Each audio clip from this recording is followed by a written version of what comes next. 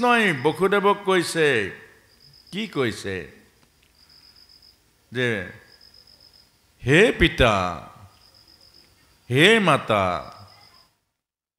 মনত পেলোৱা সেই অতীতৰ কথা। পূৰ্ব জন্মত তোমালোক আছিলা প্ৰিন্সি আৰু সুতপা। দুয়ো জগতৰ কল্যাণৰ কাৰণে, জগতৰ সমস্ত জীৱৰ মংগলৰ কাৰণে পুত্ৰৰূপে পাবলৈ মোক কৰিছিলা সাধনা।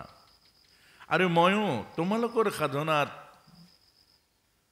পূৰ্ণ কৰি বৰ দিছিলোঁ, 3টা জন্মত তোমাৰ গৃহত মই হম অৱতাৰ।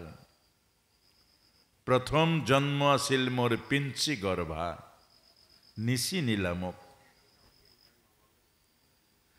দ্বিতীয় জন্ম বামন ৰূপে আহিছিলোঁ, আৰু এই দ্বিতীয় জন্মত মোৰ বামন অৱতাৰো তোমালোকে মোক নিচিনিলা। আৰু এয়া তৃতীয় জন্ম মোৰ, এয়া পূৰ্ণ অৱতাৰ। হে পিতা, মেলা আছে কাৰাগাৰৰ সকলো দুৱাৰ।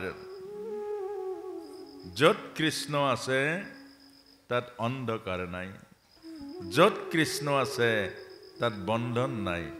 এইকাৰণে ভকতৰ বন্ধন নাই, ভকতৰ জাতি নাই, ধৰ্ম নাই, বৰ্ণ নাই, উচ্চ নাই, নিচ নাই, ভেদ নাই। কেলে নাই?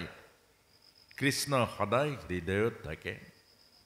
যাৰ হৃদয়ত কৃষ্ণ আছে, যাৰ হৃদয়ত পৰমানন্দ আছে, যাৰ হৃদয়ত হৃদয়ানন্দ আছে, তার জীবনের অন্ধকার, তার জীবনের বন্ধনের কষ্ট থাকতে পারে? ভগবান কৃষ্ণই পিতা বসুদেবকে বলেছে যে পিতা লৈ বোলা মোক কলৈ? গোকুললৈ। গোকুল, গোকুলৰ অৰ্থ কি? য'ত জাতি নাই, বৰ্ণ নাই, ধৰ্ম নাই, য'ত সমন্বয় সমতা আছে, এটাই গোকুল। জাতি ধৰ্মৰ বাহিৰত এখন সমাজ আছে, খুব ধ্যান দিয়া শুনবেন। জাতি ধৰ্ম বৰ্ণৰ উচ্চ নিজ ভেদ ভাৱনাৰ সিপাৰে এখন সমাজ আছে। এইখন সমাজে হ'ল আধ্যাত্মিক সমাজ, এইখন সমাজে হ'ল ভক্তিৰ সমাজ, এইখন সমাজে হ'ল কৃষ্ণ কেন্দ্ৰিক সমাজ। যেখানে কৃষ্ণ কেন্দ্র আছে, যেখানে কৃষ্ণ ভাবনা আছে, এখানে উচ্চ নাই, নিচ নাই, জাতি নাই, বর্ণ নাই, ধনী নাই, গরিব নাই, আনকি মতা মাইকি নাই, শুধু ভক্ত আছে। এইটাই হলো গোকুল। এই গোকুলে নিয়ে যাও আমাকে, যে গোকুললৈ লৈ বলা। আর গোকুলৰ নন্দৰ ঘৰত উপজিছে যোগমায়া। মোক থৈ যোগমায়াক লৈ আনিবা। ভগবান কৃষ্ণ যখন জন্ম হয়েছে সেই সময়ে যোগমায়া জন্ম হয়েছে। মায়া আর কৃষ্ণ এক সময়। এইটা পিঠি মায়া, এইটা পিঠি কায়া, একটাই। আপনাকে মায়া নিতে হলে কায়া বাদ হয়ে যাবে, কায়াকে নিলে মায়া বাদ হয়ে যাবে। যার জীবনে কৃষ্ণ আছে তার জীবনে মায়া নাই, আর যার জীবনে মায়া আছে তার জীবনে কৃষ্ণ নাই। এখন মায়া নিবেন না কৃষ্ণ নিবেন? এটা প্রশ্ন হলো, কালকে কৃষ্ণ জন্ম হয়েছে এখানে, আর কৃষ্ণ এখন বলেছে যে তুমি মায়া নিবা না কৃষ্ণ নিবা? যদি কৃষ্ণ নাও কংস থাকতে হবে না। যদি কৃষ্ণক লৈ যায়, কৃষ্ণ থাকিব ক'ত থাকিব? য'ত কংস নাই ত'ত থাকিব। য'ত সমন্বয় সম্প্ৰীতি প্ৰেম করুণা, য'ত অহংকার নাই অভিমান নাই, তাত কৃষ্ণ থাকব। আর যেখানে কংসরূপী অহংকার আছে, অভিমান আছে, লোভ আছে, লালসা আছে, উচ্চ নিজ ভেদ ভাবনা আছে, এইখানে কৃষ্ণ থাকবে না। এটা আপনাদের ইচ্ছা। এই 5 দিন ভাগবত আপনার হবে এখানে আরম্ভ করিয়ে 5 দিন ভাগবত শুনলেন, কৃষ্ণ জন্ম দিয়েছেন। এখন আপনাদের সম্মুখে ভগবান কৃষ্ণ বলেছে, আমাক নিতে হলে অহংকার অভিমান থাকতে হবে না, উৎস নিজ ভেদ ভাবনা এখানে থাকতে হবে না। তখন আমাকে নিতে পারবেন, আমি যাব, তোমার বাড়ি যাব, তোমার হৃদয়ে যাব, তোমার পবিত্র ভাবনায় যাব। যদি মায়া থাকে, মায়া থাকে আমরা থাকবো না। যেখানে কংস আছে, যেখানে মা বাবাকে শাস্তি দেওয়ার ব্যবস্থা আছে, যেখানে আধ্যাত্মিকতা নাই, স্বার্থ আছে, লোভ আছে, লালসা আছে, অর্থাৎ কুশাসনযুক্ত মনের অধিকারী প্রতিজন মানুষ হলো কংস। কুশাসনযুক্ত মনের অধিকারী প্রতিজন মানুষ হলো কংস। আর এই কংস যেখানে আছে কৃষ্ণ থাকবে না, কিন্তু কংসকে মারার জন্য আসবে। বসুদেব পিতা দেবর নির্দেশ মতে, অর্থাৎ ভগবান কৃষ্ণর নির্দেশ মতে মা দেবকীর কোলাত থাকিয়ে ভগবান কৃষ্ণকে নিয়ে গিয়েছে গোকুলে। গোকুলে গিয়ে গিয়ে গিয়ে এখানে যমুনা পেয়েছে। যমুনা হলো ভগবানের পত্নী।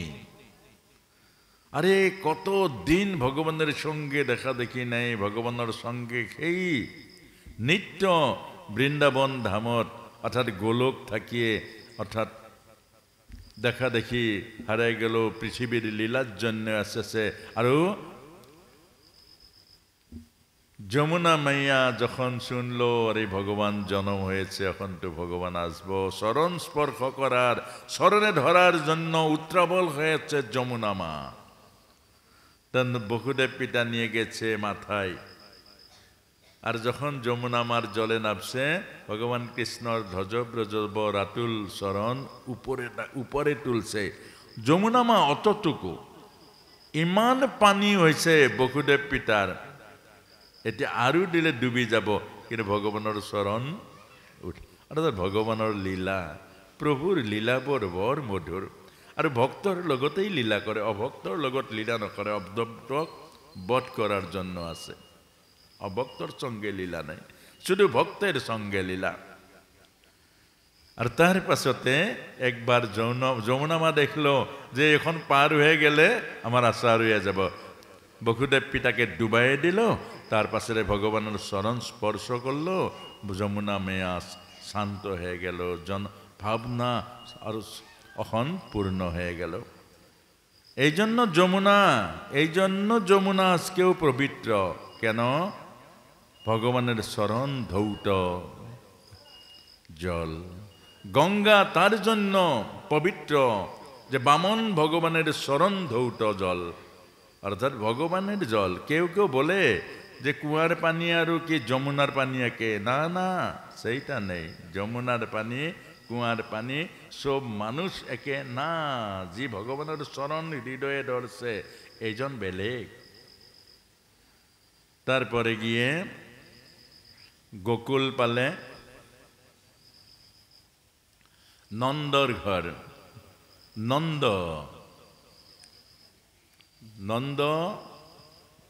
যে মাতা আছে, মাকে এইখিনি দিয়ক। কৃষ্ণ রাধে রাধে, ইয়াত দিয়ে দিয়ক।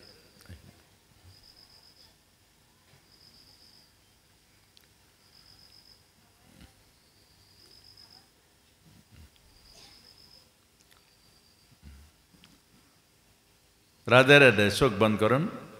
ও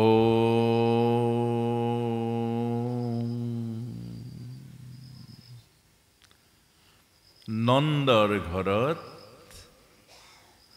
যোগমায়া জন্ম পাইছে। যোগমায়া। নন্দৰ ঘৰ অন্ধকাৰ, নন্দ পিতার ঘর অন্ধকার। যেখানে মায়া সেখানে অন্ধকার, যেখানে মায়া আছে সেখানে অন্ধকার। স্বামীকে ভার্যা চিনে না, পিতা বাবা পুত্রকে জানে না, মা আর মেয়ের লগে সম্বন্ধ নেই, মনের কথা জানে না, অন্ধকার। কেউ কারো মনের কথা জানে না, কেউ কারো চিন্তা জানে না, কেউ কারো ভাবনা জানে না। এটাই অন্ধকার, এটাই অন্ধকার, এটাই হলো মায়া। যার বাড়ি মায়া আছে তার বাড়ি আনন্দ নেই। যেখানে মায়া আছে অন্ধকার। মুখটা ফুলিয়ে থাকবে। কি হলো? কাউকে বললে যদি বললে বাবা কি হলো, মা কেন ডাকছো, অর্থাৎ এই যে অন্ধকার, প্রেম নেই, ভালোবাসা নেই, মনটা অর্থাৎ মরি থাকবে। এইটাই হলো মায়া। আর মায়া কার ঘরে? নন্দের ঘরে। আর সেই মায়াকে নিয়ে আসলো বসুদেব, আরো কায়ারূপী ভগবান কৃষ্ণকে নন্দর বাড়িয়ে ঢুকিয়ে দিল। নন্দর বাড়ি আকৌ আনন্দর জোয়ার উঠল নন্দর বাড়ি। আর মায়া যখন ঘোড়ায় নিয়ে কারাগারে ঢুকিয়ে দিল, অন্ধকার আকৌ গাঁঠি লাগিয়ে গেল, শিকলি বান্ধন। অর্থাৎ আমাক কৈছে যে যদি ভাগৱতলৈ আহিলে, এই 5 দিন আপোনালোকে ভাগৱতলৈ আহিছে, কেলে আহিছে? বহুতেতো এনেই আহিছে, বহুতে সংকল্প কৰি আহিছে, বহুতে নিবৰ কাৰণে আহিছে, বহুতে দিবৰ কাৰণে আহিছে। অৰ্থাৎ এই ভাগৱতলৈ আহি যিজনে ভুল কৰিব, এই ভাগৱতলৈ আহি ভাগৱতৰ নিয়ম নামানি ভাগৱতৰ যদি পৰিৱেশ নষ্ট কৰে, কথা বেছি পাতে, নুশুনে, উঠা বহা কৰে, এইটো বিশৃংখল কৰে, আপুনি দিব লাগিব, আগৰ পুণ্য দিব লাগিব। এতিয়াতো নিব নোৱাৰে, আপোনাৰ লগত পাপ যাব। ভাগৱতলৈ অহাৰ বিনিময়ত আপোনাৰ বহুত লোকচান হ'ব, খুব ধ্যান দি শুনিব। ভাগৱতলৈ আহি বহুতে আগৰ পুণ্য নষ্ট কৰে আৰু পাপ লৈ গুচি যায়। কেলে? এই ভাগৱতত আহে, ভাগৱত নুশুনে, নামলৈ আহে, নাম নেগায়, আৰু এইটোৱেই হ'ল অপৰাধ।